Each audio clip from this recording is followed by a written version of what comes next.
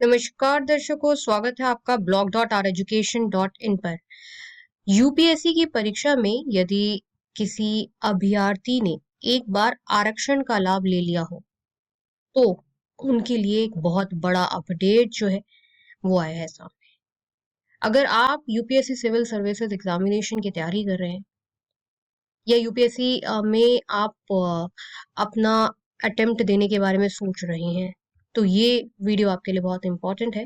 संघ लोक सेवा आयोग की परीक्षा में यदि किसी अभ्यर्थी ने एक बार आरक्षण का लाभ ले लिया हो, एक बार मतलब उसने आरक्षण कैटेगरी से भरा हो, तो ध्यान रखिएगा कि वो सामान्य श्रेणी यानी कि जनरल कैटेगरी की सीट पर नियुक्ति पाने का हकदार नहीं है। बाद में वो जनरल कैटेगरी की सीट या उसमें बदलाव नहीं कर सकता है।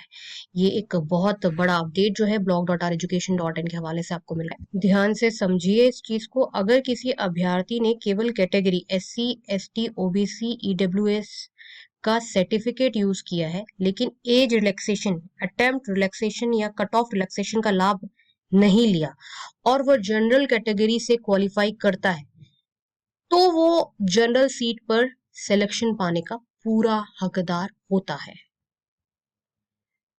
कब जनरल सीट नहीं मिलती? अगर अभ्यर्थी ने एज रिलैक्सेशन का लाभ ले लिया हो, एक्स्ट्रा अटेम्प्ट्स का लाभ ले लिया हो, category wise lower cut off से क्वालिफाई किया हो, तो उसे जनरल सीट नहीं दी जाती। उसकी अपॉइंटमेंट अपनी रिजर्व कैटेगरी में ही होती है।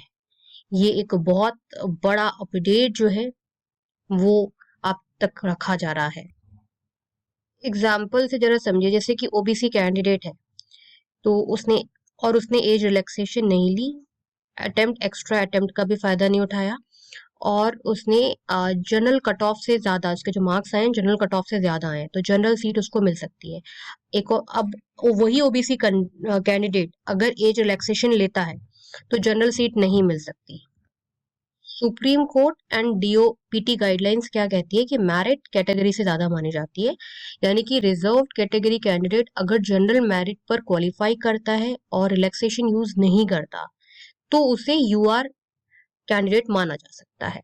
ये एक बहुत बड़ा अपडेट है कि संघ लोक सेवा आयोग की परीक्षा में यदि किसी अभ्यर्थी ने एक बार आरक्षण का लाभ ले लिया हो तो वो सामान्य श्रेणी की सीट पर नियुक्ति पाने का हकदार नहीं है, भले ही उसके अंक सामान्य श्रेणी के उम्मीदवार से अधिक हो। इस चीज से भी आप याद रखना। इसका मतलब इन शॉर्ट यही है।